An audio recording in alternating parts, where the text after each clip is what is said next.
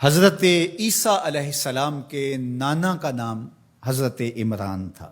حضرت عمران کے ہاں اولاد نہیں تھی۔ ان کی زوجہ حضرت حنہ سلام اللہ علیہا، پیغمبروں کا خاندان ہے، پیغمبروں کی صحبت ہے، تو وہ بھی صبر شکر کر کے اللہ کی رضا پہ راضی تھی۔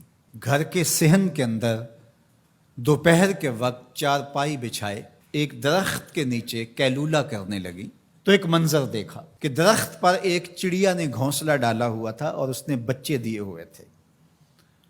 وہ کہیں سے اڑ کے جا کے دانہ اٹھا کے لاتی اور بچہ چونچ کھولتا اور ماں اس کی چونچ میں دانہ ڈال دی۔ چڑیا کے بچے کے ساتھ چڑیا کی محبت کو دیکھا تو حضرت حنہ کا دل چوٹ کھا گیا اور بارگاہ عزدی میں عرض کی، مالک تو نے جانوروں کو بھی بچے دیے ہیں اور وہ ان سے پیار کر رہے ہیں، تیرے دربار میں کیا کمی ہے اگر تو مجھے اولاد عطا کر دے۔ دل چوٹ کھا گیا، دل کی اتھاہ گہرائیوں سے دعا نکلی، عرش تک جا پہنچی۔ اللہ نے حضرت حنہ کو کرم نوازیوں سے مالا مال کر دیا۔ حضرت حنہ نے کہا، اے اللہ جو میرے بطن میں ہے میں تیرے گھر کے لیے اس کو وقف کرتی ہوں۔ جب ولادت کے لمحے آئے تو حضرت حنہ زوجہ عمران نے بیٹی کو جنم دیا تو پریشان ہو گئیں کہ مالک یہ تو بیٹی ہے، میں نے تو اس کو مسجد اقصیٰ کے لیے وقف کیا ہے اور وہاں سارے مرد ہیں، ایک لڑکی جب جوان ہوگی تو اس کو وہاں کیسے چھوڑ سکوں گی، منت میری کیسے پوری ہوگی۔ بہت پریشان ہوئی منت کی تکمیل کا سوچ کے کہ مالک یہ تو بیٹی ہے۔ آواز آئی، پریشان ہونے کی ضرورت نہیں حنہ، جو تو نے بیٹی جنم دی ہے ایسے تو بیٹے بھی نہیں ہوتے۔ اس بیٹی کا نام کیا رکھا گیا؟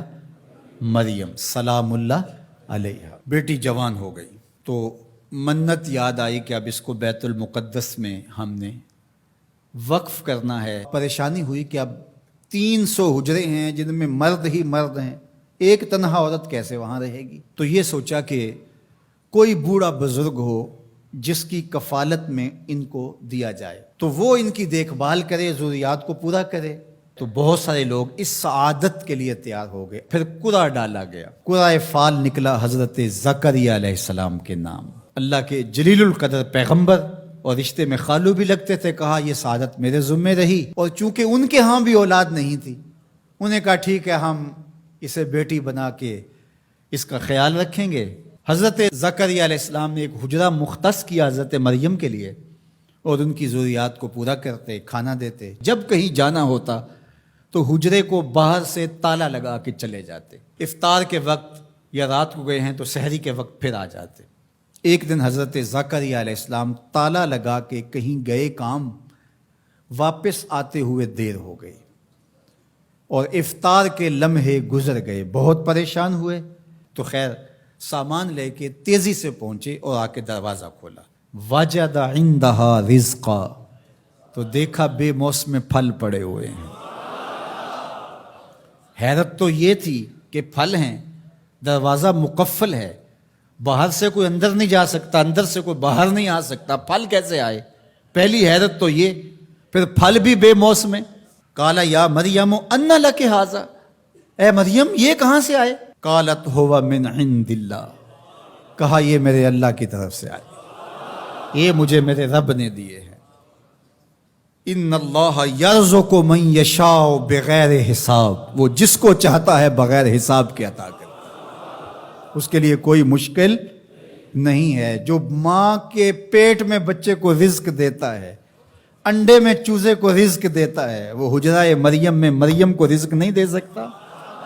اب حضرت زکریا علیہ السلام کا ذکر آپ نے سنا کہ ان کے ہاں اولاد نہیں تھی، اور عمر کتنی ہو گئی تھی؟ 120 سال، اور آپ کی زوجہ کی عمر 100 سال ہوگی، تو اب تو امید بھی ختم ہو گئی اولاد کی۔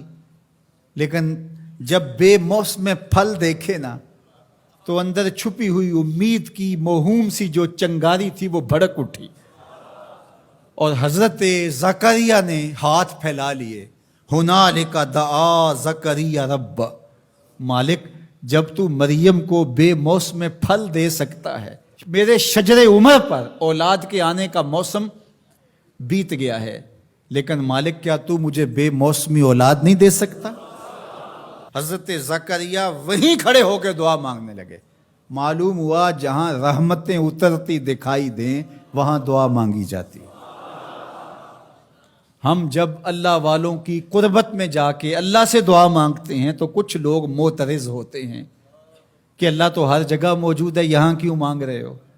مسجد اقصی پاس ہے لیکن حجرہ مریم میں اللہ کا پیغمبر دعا مانگ رہا ہے، وہاں رحمت آنکھوں سے اترتے ہوئے دیکھی.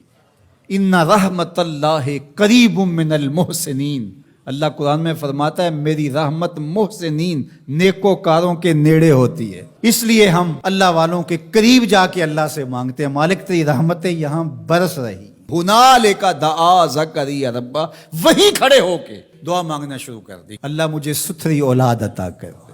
پھر کیا ہوا کہ کہا گیا یہاں دعا کیوں مانگ رہے ہو، میرے گھر میں آؤ. کہا گیا نبی ہو کے ولیہ کے حجرے میں دعا مانگ رہے ہو، تمہیں کچھ نہیں دیا جائے گا. نہیں، سنو قرآن سنو. فنادتہ الملائکہ، فرشتے آ کے پکار کرنے لگے. کب؟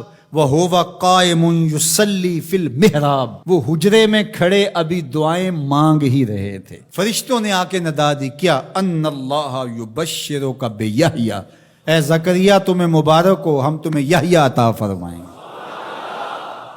اولاد مانگی ہے تو یحییٰ ملے گا، لیکن اکیلی اولاد نہیں مانگی، ذریۃً طیبہ، ستھری اولاد مانگی ہے، پاک اولاد مانگی ہے. تو مصدقاً بکلمۃ من اللہ وسیداً وحصوراً ونبیًّا من الصالحین، جو بیٹا دینے والے ہیں وہ کلمت اللہ کی تصدیق کرنے والا ہوگا، سردار ہوگا، عورتوں سے الگ رہنے والا ہوگا اور پیغمبر ہوگا، صالحین سے نبی ہوگا، یہ شانوں کا مالک ہوگا. فوراً دعا قبول ہو گئی. یہ ہے کرامت سیدہ مریم